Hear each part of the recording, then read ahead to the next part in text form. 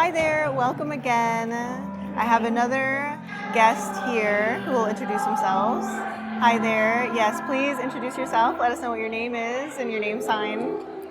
Hi, my name is Janeil. It's Janeil. I'm a national. Nice, Hi. nice. Yes, that's perfect. See, comfortable. You look comfortable with signing. Signing is not hard. See, that's a great example. You were able to memorize that, and you know what you're saying. That's great. Yes. Yeah. So now, what is your responsibility and or role here? What is your position here within Barbados specifically? Okay, I am National Advocate for Persons with Disabilities under the Ministry of People Empowerment and Elder Affairs.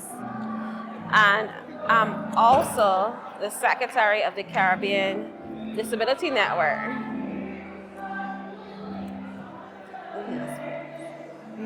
Okay, wonderful. Also, so I know that you studied at the university. You just passed, right? So you're officially a lawyer. Yes, please. Actually, practicing attorney for 5 years now. Yes, please.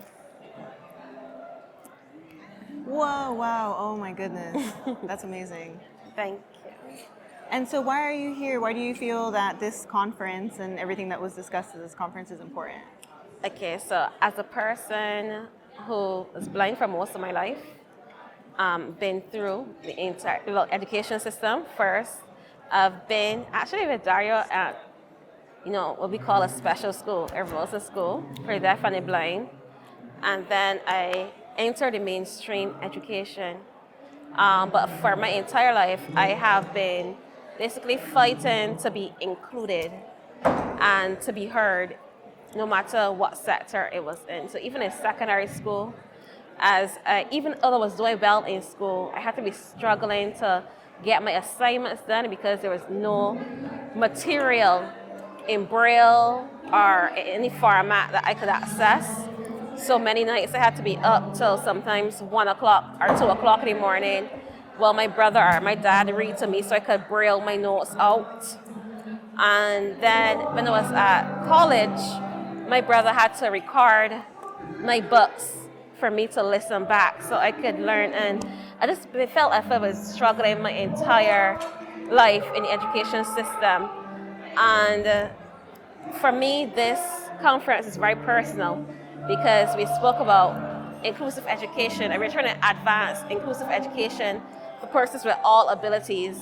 So through this conference, we were able to have different sessions, learning about early childhood and primary inclusion. We learn about teacher training and what is necessary for more teachers to be trained in special education and to teach children with varying abilities.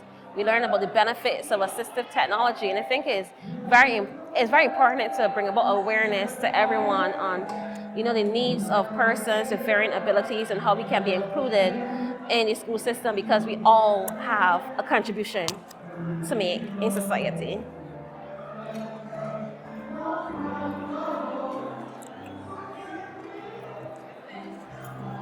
Wow.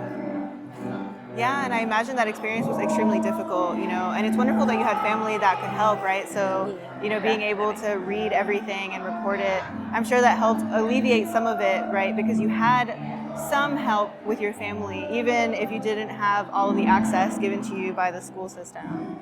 So the last thing I would like to ask you is, what are some words of encouragement for Barbados, but also the Caribbean as a region? Okay, for persons with disabilities, I want to tell everybody, believe in yourself.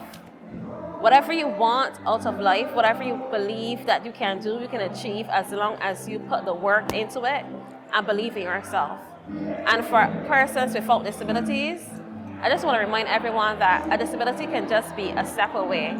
So it's important that we all practice inclusive societies and take inclusive steps and make sure that everyone in society is recognized and respected and included. And we should all work together to promote equality and inclusion for all persons.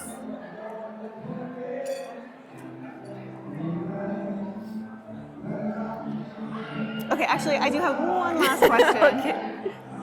I do have one last question. Okay, so you So you were saying earlier, were you born blind, or how did that come about? How did you become blind? Actually, no. I lost my sight at the age of 6 after falling off of a bicycle and hitting my head. So this is why I tell persons that a disability can just be a step away. You can be non-disabled today and become disabled tomorrow. So it's important that we respect everybody and include everyone, because you never know if it will be our turn or maybe someone in our family or someone we're close to.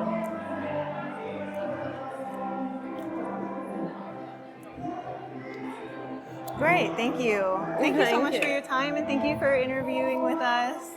I really appreciate everything you said, and I really take everything that you said to heart. I think it's really important to have these kinds of conversations, right, and help people understand and become aware that, right, disability issues are important.